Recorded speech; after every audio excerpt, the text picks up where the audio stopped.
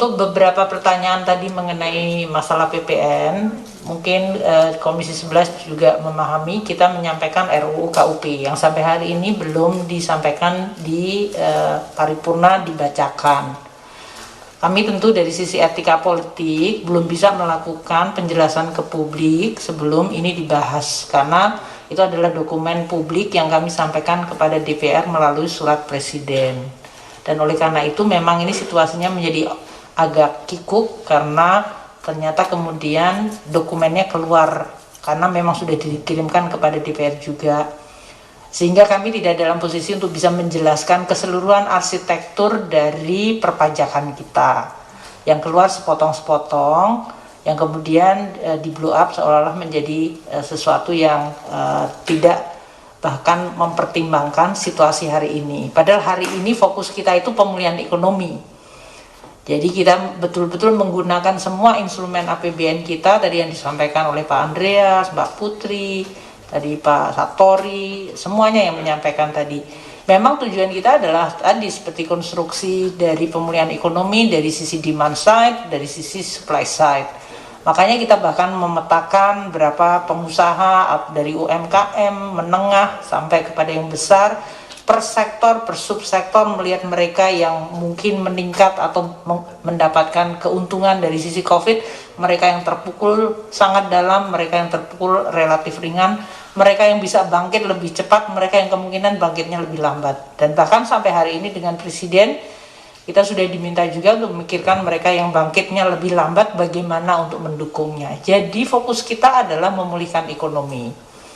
Kalau ada semacam RUU KUP di dalam rangka kita, dan tadi dikaitkan juga dengan pertanyaan Pak Andreas mengenai beberapa program loan yang berhubungan dengan penerimaan dan yang lain-lain, untuk output yang sifatnya langsung seperti revisi PMK, tadi ada perbaikan dalam restitusi, perbaikan di dalam rangka kita untuk pelayanan, itu kita ada measurement dari sisi indikatornya.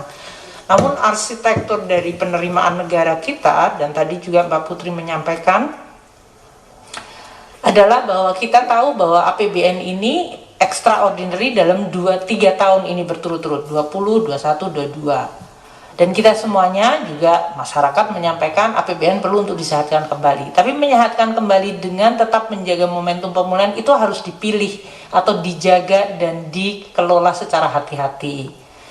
Maka situasi inilah yang sekarang sedang kita fokuskan, pemulihan ekonomi, namun kita semua harus tetap membangun fondasi bagi ekonomi dan perpajakan untuk tetap sehat ke depan. Nah, ini yang ingin kita nanti akan jelaskan pada saat kita membahas RUU KUP dengan Komisi 11. Tentu kami sangat tergantung nanti dengan pimpinan DPR pada saat paripurna dan sesudah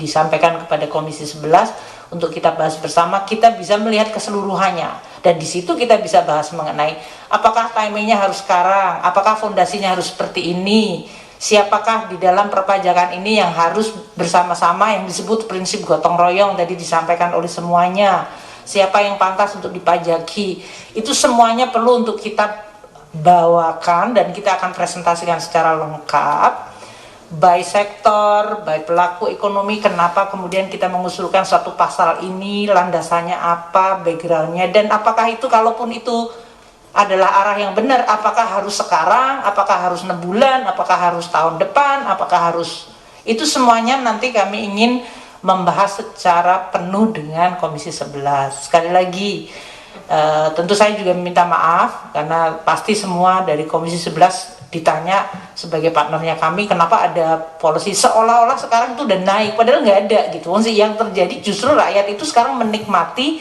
seluruh apa yang gimana belanja dan bantuan pemerintah dan insentif perpajakan. Mereka nggak bayar PPh 21, PPN-nya ditunda atau direstitusi, PPh 25-nya dikurangi, bahkan kita memberikan diskon 50% untuk PPh masanya.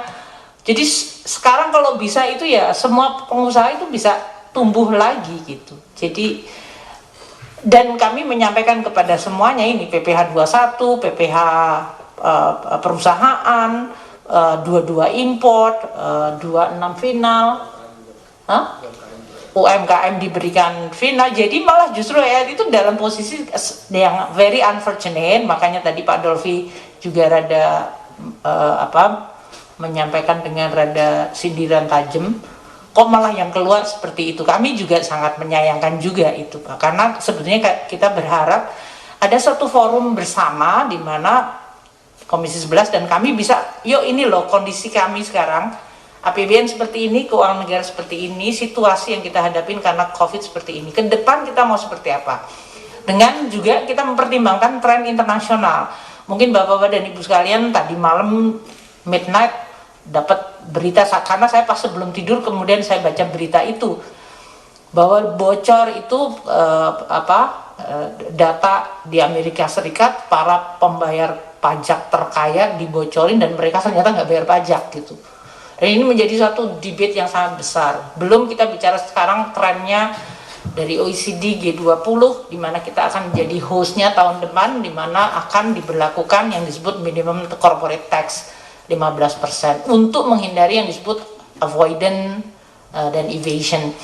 Nah, hal-hal seperti ini saya sangat ingin bisa membahasnya secara lengkap, detail, proporsional, sehingga kita juga bisa bersama-sama mengawal psikologi masyarakat, menyampaikan, mengedukasi, dan Bapak Ibu sekalian, sehingga tujuan bernegara ini tetap kita bisa jaga bersama, pemulihan jalan, masyarakat bisa kembali, dan kemudian APBN secara bertahap akan juga mulai disehatkan.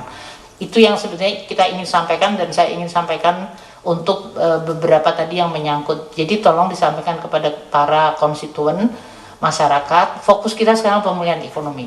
APBN kita berikan untuk membantu masyarakat survive.